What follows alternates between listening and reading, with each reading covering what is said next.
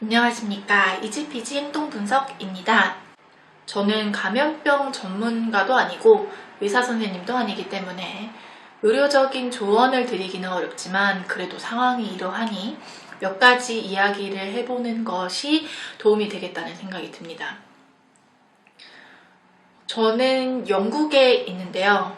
여기는 초기에 중국, 한국을 중심으로 발병하고 전염되고 할 때는 이게 동양인의 문제로 보여져서 동양인을 타겟한 혐오 사건들이 발생하기도 했거든요. 뭐 해코지 당하거나 침을 뱉는다거나 지나가는 동양인들한테 코로나라고 부른다거나 이제 이런 일들이 실제로도 많이 주변에서 일어났습니다. 지금은 왠지 유럽이 더 난리인 것 같다는 느낌을 받습니다만 아무튼 간에 전 세계적인 재난의 상태로 이 전염병, 바이러스는 어느 누구도 차별하지 않는다는 것이 지금 나타나는 모습이고, 이렇게 차별하지 않기 때문에 모든 사람에게, 해외에 있는 사람들, 한국에 있는 사람들, 어른들, 아이들, 선생님들, 그리고 진단을 받은 장애 아이들과 그 가족 전체에도 영향을 미치고 있는 것이 현실입니다. 학교 개학이 계속 연기되고 있고 많은 사람들이 모이는 공간들, 식당들 운영을 안 하기도 하잖아요. 그러다 보니 아이와 부모님과 집에서 이렇게 갇혀서 지내는 시간이 많아지고 그에 따라서 문제 행동이 증가하게 되는 경우들도 있습니다. 치료가 취소되기도 했죠. 이러나 저러나 부모님이 ABA를 배우고 실행할 수 있게 되는 건 중요하다는 걸 이제 한번 슬쩍 말해봅니다. 그러니까 따따따 easypgbehavior.com. 제가 이전에 메르스 사태 기억하시는지 모르겠는데요. 그때는 서울시 어린이병원에서 근무를 하고 있었고 치료가 모두 중단됐었거든요. 그리고 뭐 검사하는데 도움 인력으로 파견된다거나 했던 기억이 납니다. 어린이병원은 지금도 역시 치료가 중단된 상황이더라고요.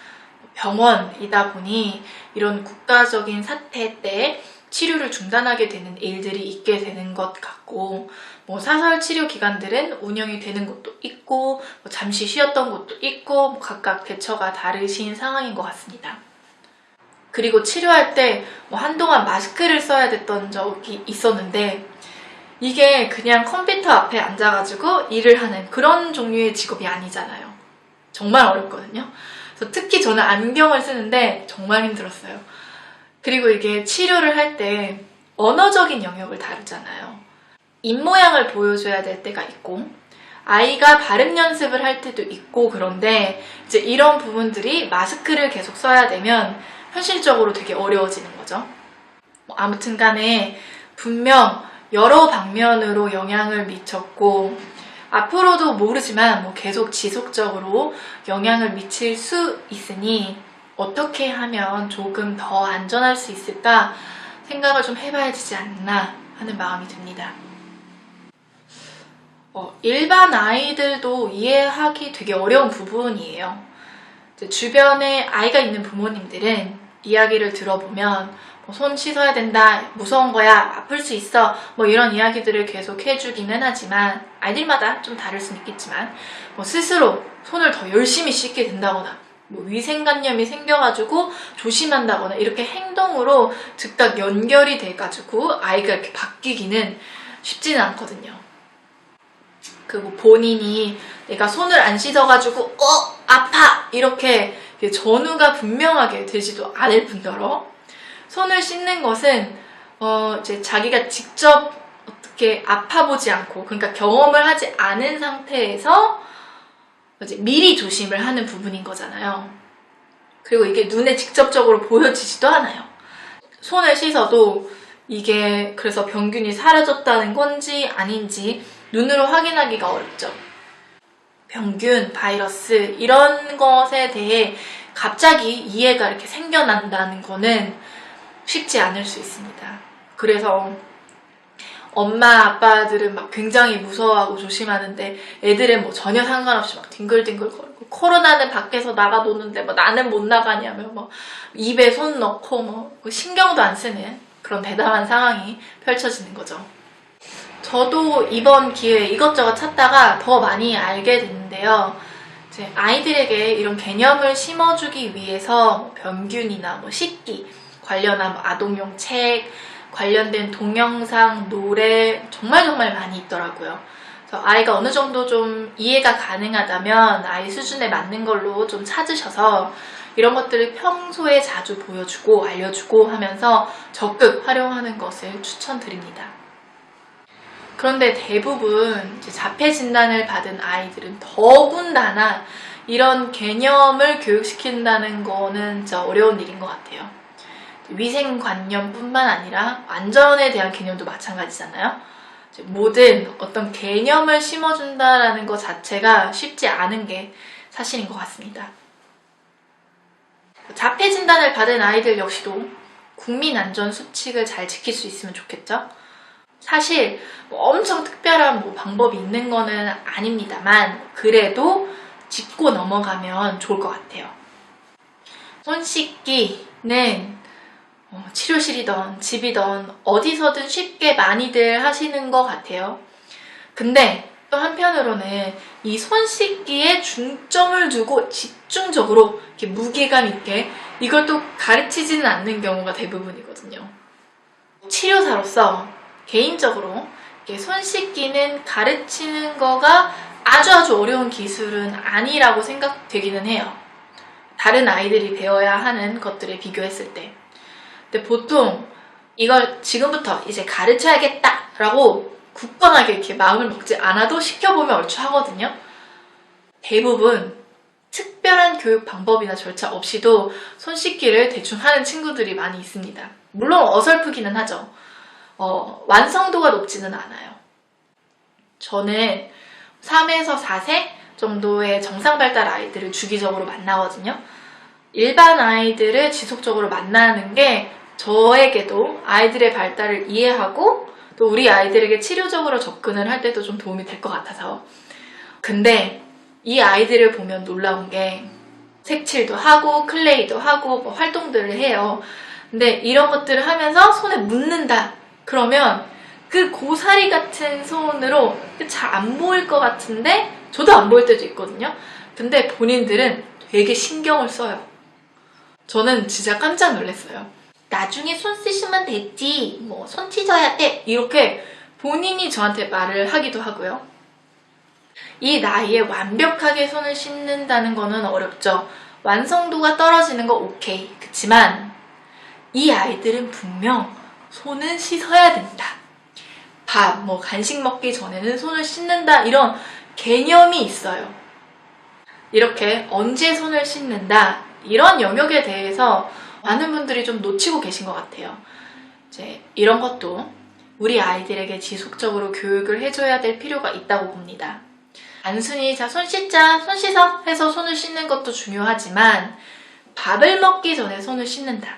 화장실을 다녀온 뒤에는 손을 씻는다. 뭐 손에 더러운 것이 묻으면 씻는다. 이런 어떤 타이밍, 그리고 이 타이밍에 스스로 이 타이밍 자체가 큐가 돼서 알아서 손을 씻을 수 있게 연관성을 주면서 아이들에게 손 씻기를 교육해줘야 할 필요가 있는 것 같아요. 그리고 또 놓치는 거는 손을 씻는 것도 좀 이렇게 뽀득뽀득 잘 씻어야 되는데 보면 물만 이렇게 비누 그대로 막 묻어있고 너무 많죠. 지금은 괜찮을지 몰라요. 물론 이런 재난의 시기에 대충 씻는 게 괜찮다는 말은 아닙니다. 정말 깨끗하게 씻어야 되지만 아이의 발달 단계나 어떤 능력에 있어서는 이럴 수 있다는 거죠. 근데 지금 괜찮다고 이대로 두면 알아서 뽀득뽀득 씻게 되나요? 제 경험은 청소년이 돼서 성인이 돼도 그대로 물휙 이렇게 씻는 친구가 너무 많았어요. 그래서 아이가 커가면서 꼼꼼하게 씻는 것도 중요하게 연습해야 된다는 거를 잊지 말고 놓치지 말고 신경 써야 됩니다. 제가 일반 아이들을 만나고 있다고 말씀을 드렸는데 이거는 정말 아이들마다 다 달라요.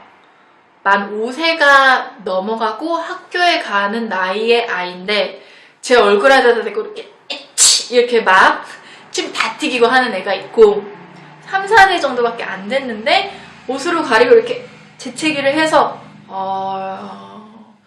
쟤는 뭐지? 감동. 이렇게 진짜 감명 깊었던 아이도 있었어요. 알 수 있는 건 교육의 힘이 진짜 대단하구나. 어떻게 교육받았냐에 따라 이렇게 달라질 수 있구나. 이게 또 잘 안 되면 주변 사람들한테서 좀 눈총을 받잖아요. 아무튼 그래서 이 부분도 신경을 써야 됩니다. 근데 막 재채기 이미 다 하고 나서 기침 다 했는데 이렇게 했어야지 하는 거는 크게 효과가 없을 수 있어요. 평소에 미리 알려주고 모의로 자 에치 이렇게 연습도 해보고 그래서 실제로 막 이게 딱 나오기 전에 이렇게 하는 거 연습해야 되고 그래서 평소에 미리미리 해야 된다는 거. 아이들 유독 얼굴로 손이 많이 가죠. 저도 자주 만지는 편이어서 진짜 어렵더라고요. 이거 관련해서 웃긴 이야기들이 굉장히 많던데 저도 어렸을 때 눈 막 엄청 이렇게 비볐거든요. 근데 성인이 되고 나서 그러면 눈에 안 좋구나 하면서 이렇게 좀 근질근질할 때는 비비더라도 살살 비비거나 이렇게 깜빡거리거나 이렇게 하죠. 우리 아이들 눈 마구 비비고 코로 손 그냥 들어가고 입 안으로 손만 들어가나? 다 들어가죠. 현장에서는 아이들이 이렇게 하는 거를 보는 게 부모님, 치료사들 입장에서 이게 너무 익숙해서 실제로 얼마나 손이 가고 있는지, 얼마나 입으로 물건들이 들어가고 있는지 정확하게 인식을 못하기도 해요. 이게 건강상에 좋지 않을 수 있다라는 의식을 좀 가지고 신경을 쓰면서 얼굴로 손이 가면 손 잘 내려주시고 정말 많이 발생한다면 적절한 행동적인 개입 방안도 세워야 되는 게 맞습니다. 저는 병원에 있으면서 바이러스나 이런 재난의 상태가 아닐 때도 소독을 정기적으로 했거든요. 얼굴로 손 안 가게 막는 거 너무 어려워요. 그러니 이제 위생에 주의하는 것, 자주 청소하는 거, 주변 환경을 소독하는 거, 이렇게 환경을 바꾸는 방법도 저희가 해줄 수 있는 어떤 예방법일 것 같습니다. 앞서 이야기 드린 것처럼 마스크를 쓰고 치료하라고 해서 안경을 쓰는 사람으로서 김이 너무 서려가지고 힘들었는데 아이들은 오죽하겠어요. 위험성을 인지하는 것도 어렵고 그러니까 이유도 모르고 갑자기 이 불편한 걸 하라고 하니까 될 리가 없습니다. 연습이 필요한 부분이죠.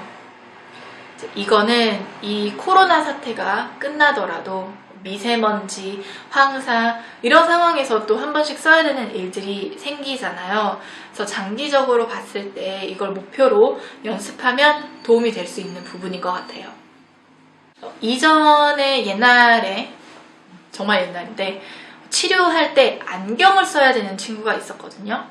시력이 정말 너무너무 안 좋아서 한쪽 눈에는 반창고 같은 패치도 붙이고 그리고 이 안경도 써야지만 겨우 남아있는 이 시력을 지킬 수 있는 그런 정도의 어려움이 있는 아이가 있었어요. 이 아이는 저희 기능이 낮다라는 표현을 쓰는데요. 진단 자체도 정말 시비어한 케이스였고 언어, 사회기술, 놀이 정말 아무것도 많은 것을 하기 어려운 어려움이 많은 그런 친구였습니다. 그래서 이 친구 안경 쓰기를 목표로 치료실에서 치료를 했거든요. 강함을 사용했고 그리고 짧은 시간부터 점차 안경을 쓰는 시간을 늘리는 식으로 연습을 했어요. 처음에는 안경을 이렇게 얼굴에 대는 것도 힘들었어요. 그래서 거부가 너무 심해서 처음에 얼굴에 이렇게 살짝 대기만 그러다가 1초 쓰기, 10초 쓰기, 5분 쓰기 이렇게 하나씩 연습해서 나중에는 잘 쓰게 됐죠. 마스크도 마찬가지입니다. 당연히 안 써요. 연습하세요. 필요하다면 강함을 사용하고 아주 적은 시간에서 시작해서 꾸준히 연습하면 된답니다. 우리 아이들은 동선 자체가, 일과 자체가 많은 사람들이 있는 곳에 계속 가는 편은 아니기는 해요. 제 생각에. 보통 치료실에 가고 집에 있고 학교 간다거나 요 정도? 그렇지만 또 그렇다고 아주 안전하다고는 생각되진 않거든요. 왜냐하면 병원에 방문하는 일이 되게 많고 특히 사람이 아주 많지 않더라도 바닥에 드러눕는다거나 손으로 벽을 계속 쓸고 다닌다거나 입에 대거나 하는 일들이 많기 때문에 더 위험할 수 있다고 생각해요. 그래서 앞서서 이야기했던 손 씻기에 더욱 신경 쓰는 거, 주변을 소독하는 거 당연히 중요하겠고요. 요즘에는 어디 가나 손세정제 비치되어 있으니까 손세정제 사용하는 것도 같이 하시고, 특히 앉아서 기다린다거나 할 때 바닥에 굴러다니지 않도록 하면서 기다리면서 할 수 있는 놀잇감이나 책 같은 것들도 아이들에게 자주 제공해주고, 손 쓸고 다닌다, 가방을 들던지 하면서 최대한 위험을 방지할 수 있도록 신경 써야 되겠습니다. 이렇게 이 코로나 사태에 우리 아이들과 우리 부모님은 어떻게 해야 될까? 국민안전수칙을 가지고 이야기를 해봤는데요. 당연한 이야기들이지만 우리가 놓치지 않고 잊지 않고 신경 써야 되는 부분들임을 다시 한번 상기시킬 수 있는 시간이었기를 바랍니다. 감사합니다.